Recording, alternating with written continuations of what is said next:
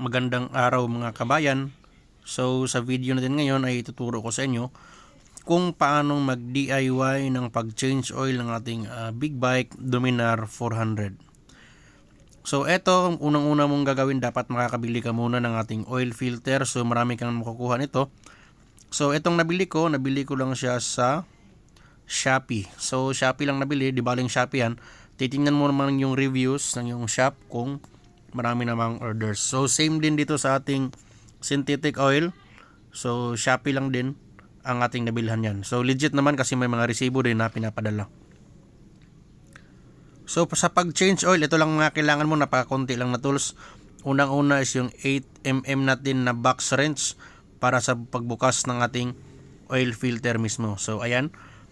Next naman is yung ating 4mm na hexagonal key or yung Allen key. So ayan, 4mm. So para yan dito sa ating cover ng ating engine or engine cover para ma-isolate natin mamaya at mabuksan natin yung tinatawag nating pangatlong strainer. So tatlong filter yung ating gagawin ngayon. So babaklasin natin yung tatlo. So kailangan mo rin ng long nose panghila ng ating mga strainer. So dalawa na lang natirang tools natin. So next naman is yung ating 18mm. So panigurado mga parikoy, 18mm ang gagamitin nyo para hindi masira yung thread ng ating tornilyo para sa drain plug ng ating engine crankcase. So ayan. So next naman yung ating 13mm para sa ilalim sa ating third filter na kakalasin. So 13mm yan, babaklasin natin muna itong ating engine cover para makita natin at mabuksan natin yung ating third filter. So ayan, bago natin to i-change oil, paandarin muna natin saglit kasi umaga ngayon. Cold start pa, so dapat mapaandar natin saglit, mapainit natin saglit yung ating langis para magkaroon siya ng circulation. So lahat ng mga maaaring madrain is madrain natin dahil nga mainit si langis at galing siya sa circulation or pre-lubrication. So ayan, papaandarin lang natin para magkaroon ng circulation sa loob yung ating oil.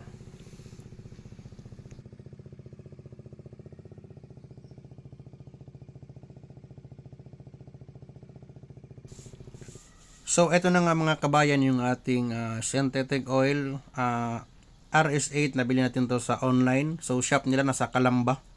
So Calamba, Laguna ang shop nila. So legit naman kasi pagkabukas ko nito, pagkakita ko is meron namang resibo. So malaking shop yan, so hindi ito sponsored. So eto na ang nakuha natin sa kanila, RS8 100% synthetic racing 10W50. So ito kadalasan yung required or nakikita ko na ginagamit pag mag-change oil ang ating Dominar 400.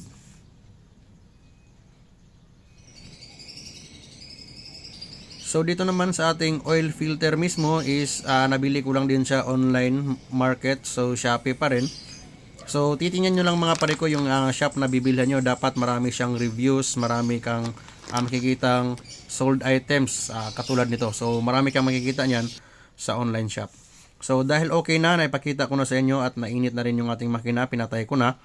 So pwede na nating tanggalin mga pare ko itong ating engine cover para makita natin mamaya at madali nating mabaklas yung ating third strainer na tinatawag.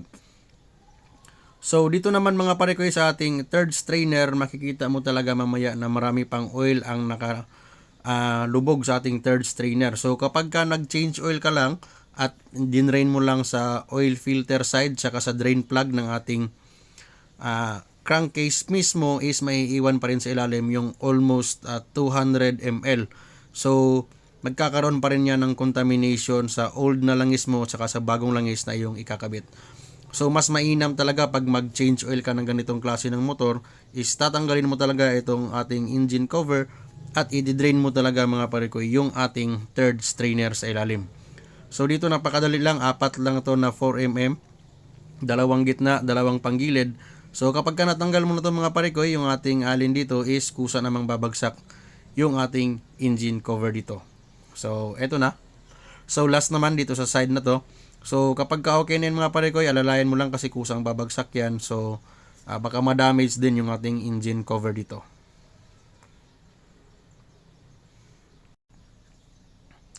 So ayan, dahil okay na mga pare ko, yung una mong babaklasin para mag-drain ng ating oil is luluwagan mo muna mga pare ko itong ating tinatawag na filling pipe para sa ating oil or filling plug. So ito mga pare ko, babaklasin mo to, luluwagan mo yan.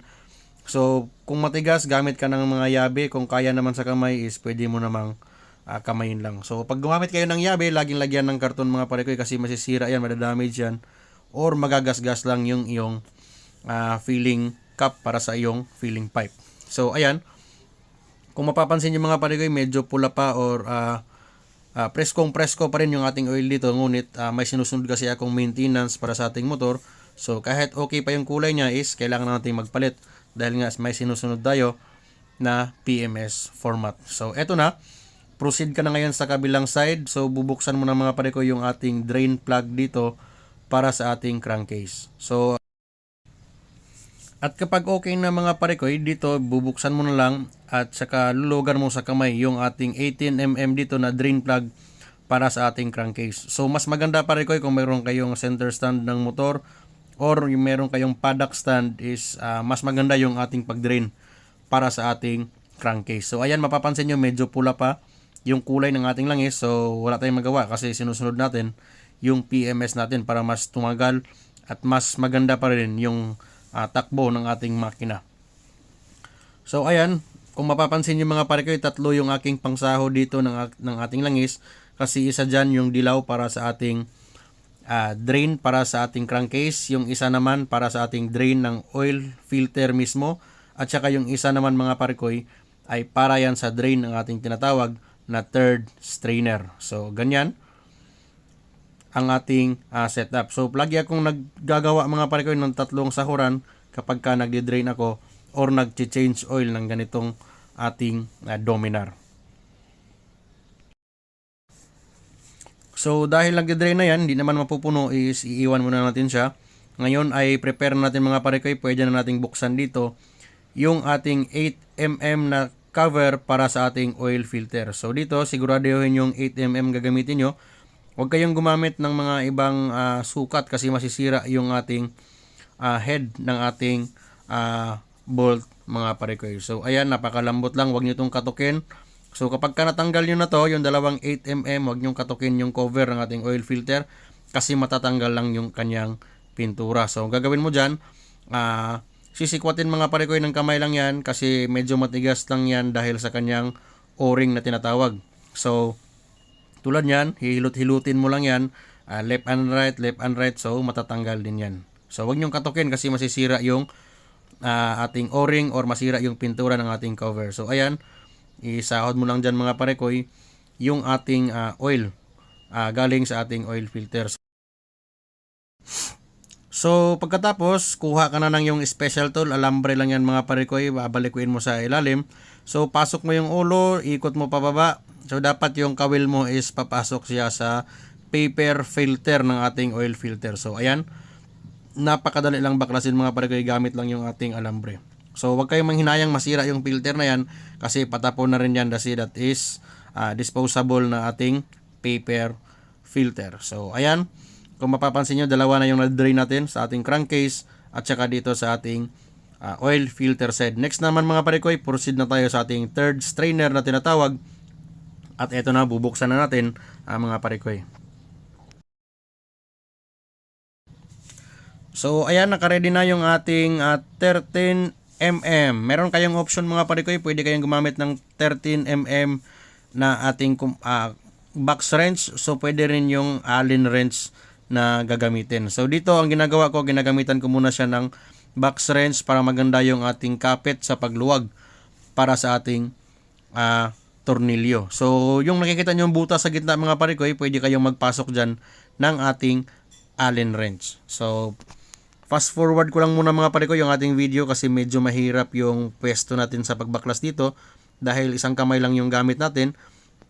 So ayan, after natin siyang maluwagan, pwede mo na ngayon kamayin yung ating third filter dito. Third drain din yan kasi mag-drain nga tayo ng langis dyan mga parekoy. So ayan, luluwagan mo lang. So makikita nyo napakalakas ng tagas niyan. So kung hindi natin to ma-drain is mag-contaminate lang din to mga parikoy sa ating langis na ikakabit or ipapalit mamaya dito sa ating makina. So mapapansin nyo rin pala medyo madumi yung ating pang-ilalim ng makina kasi matagal na itong hindi nagamit, gawa nga ng tayo ay hindi nagtatrabaho sa land base. So dito may secret din yan paano baklasin tong ating third strainer. So ang diskarte natin dyan mga parikoy, unahin mo munang tanggalin yung ating tornilyuhan dyan. Iiwan mo na yung strainer sa ilalim at ganyan nga mahuuna yung kanyang tornilyo at isusunod mo lang naman na hugutin dito yung ating strainer. So ayan, ganun lang kasimple yung pagbaklas mga parikoy. So huwag kayong manghinayang maghila niyan kasi hindi naman masisira yan. Engineering plastic naman yan, hindi naman magka-crack, dire-diretso yan. So eto na nga, lalagay muna natin dito. So ayan, isolate natin. So pabayaan muna natin mag-drain yung tatlong butas natin mga parikoy sa ating crankcase, sa ating oil filter side, tsaka sa third filter. So ayan, hihilain mo na rin dito yung filter, ang kanyang pinaka-filter or pinaka-strainer sa ating drain plug ng ating crankcase. So ayan, dalawa. So dito nyo na ngayon makikita mga parikoy yung sinasabing tatlong filter para sa ating Dominar 400 cc. So ito sa UG or sa UGV2, so parehas lang din yan. So ito na nga yung tatlong filter na sinasabi. So unang-una itong pinakamalaki sa ating main oil filter, yung mahaba na itim, yan sa ating drain plug strainer. So last naman is yung ating third strainer. So strainer lang ang tawag ko sa maliliit na ganon kasi nga hindi naman totally maliliit yung kanyang mata. So strainer lang yun. Yung pinaka-filter mismo, yung ating paper filter element. So ayan, ito yung nanggaling sa ating third strainer. So probably nasa 150 to 200 ml din yan. So napakalaking bagay yan na maaari ring mag-contaminate sa ating bagong langis kapag pinabayaan natin ito or hindi natin siya tinanggal sa ating makina. So napakadali lang, tatlong sahod lang. Main crankcase, oil filter, tsaka third strainer. So ganun lang. So syempre lilinisan mo yan. Ito natapos nang nalinis natin. So sa pagbabalik mga parikoy, lagi nyong tandaan or titingnan nyo lahat ng mga o-ring dito. So kapag wala ng mga o-ring yan, wala na rin yung mga tight seal.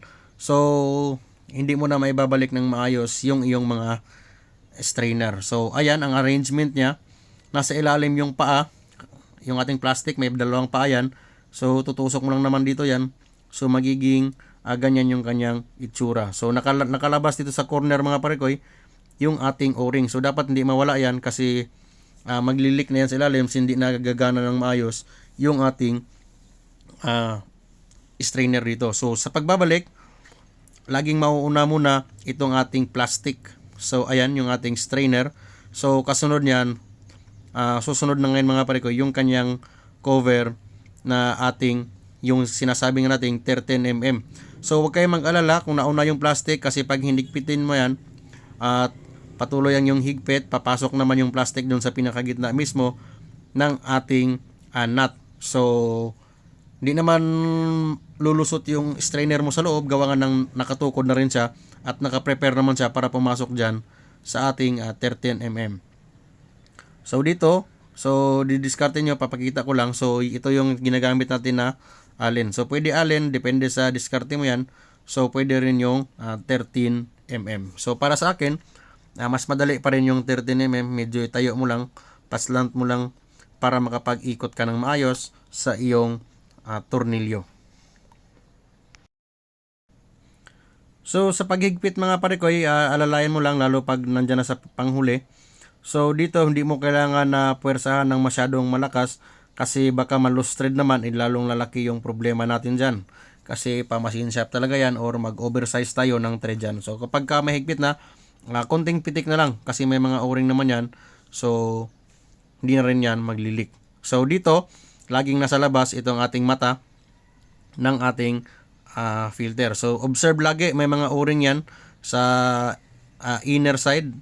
So lahat ng o-ring na binaklas nyo, dapat maibabalik nyo rin yan. So kapag ka magbalik ng strainer dito sa ating drain plug, dapat lubog. So ang plastic nakalubog sa pinaka-surface ng ating cap. So dito meron din tayong flat o-ring. So yan yung magsisilbing tight seal para sa ating drain plug, or siya na yung magiging gasket dyan sa fittings natin. So ayan, higpitan mo lang. So kapag natansya mo na mga pare ko yung higpit niya is tama lang gaya ng sinasabi ko. So hindi mo naman kailangan masyadong higpitan yan kasi baka masira lang rin. Basta humigpit na, ikaw na bahala magtansya. So yung sakto lang. So okay na. Proceed na naman tayo pare ko dito sa ating oil filter element mismo. So paper filter yan, isang gamit lang, hindi mo na pwedeng hugasan to. So pasok mo mga pare ko. So napakadali lang, isang pasok lang, smooth na smooth. So dapat yung filter dito lubog din kasi nga yung cover natin dito is meron naman itong O-ring. So ayan yung O-ring natin. So laging nasa taas itong ating word na oil filter. So ganyan yung kanyang arrangement. So ayan mga pare ko, check mo yung O-ring kung okay pa, hindi naputol pagbaklas mo. So, nasa taas yung word na oil filter. So, babalik mo na ngayon yung ating cover ng filter. So, syempre yung dalawang 8mm natin na tornilyo dyan. So, pasok sa kabilang side.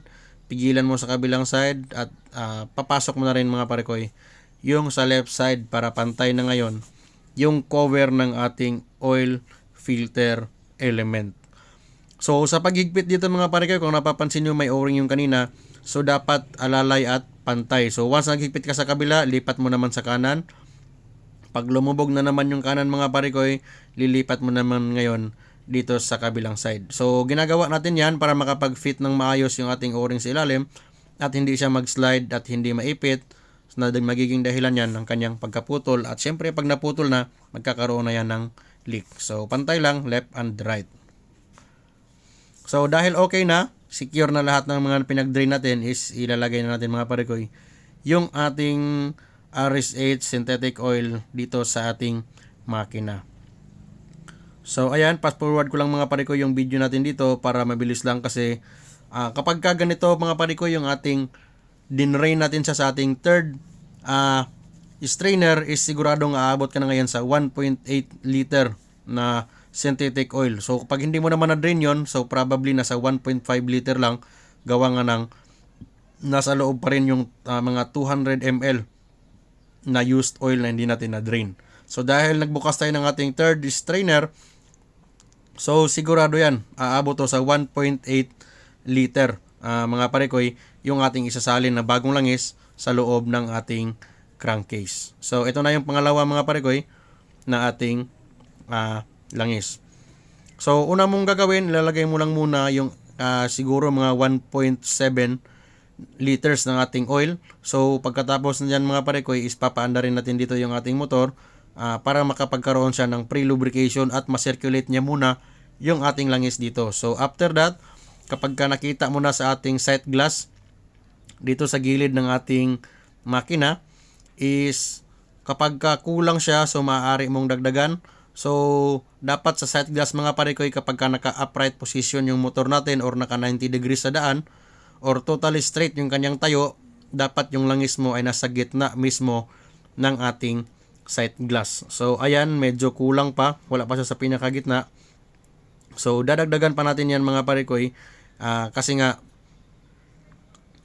kulang. So, dapat nasa gitna. So, ganyan. So, pinapaandar muna natin ngayon yung ating motor para magkaroon siya ng circulation. So, dahil nag-andar na, nakikita nyo mga parekoy, mas lalong bumaba. So, yan na yung time nakikita natin na kulang talaga siya kasi ang dapat, so ganito, sa kanyang upright position, nagdagdag na tayo kanina, dapat yung level ng ating oil is nasa gitna kahit naka-andar na yung motor natin mga parekoy at naka-upright position.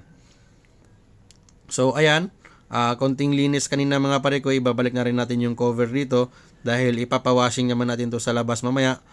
So, malilinis din lahat yung oil na nandyan sa ating cover. So, medyo madumi yung gawa natin mga parekoy, gawa nga ng wala tayong assistance kanina. So at least na ipakikita ko sa inyo yung tamang procedure sa pagkalas ng tatlong filter para sa ating Dominar 400cc. So ayan mga kaduming, so sana'y meron kayong nakuhang kaunting aral sa ating tutorial dito para ma-drain na maayos yung ating mga langis bago natin i-change oil para hindi magkaroon ng contamination sa bagong langis, kasi nga sayang din na binili natin yung ating synthetic oil.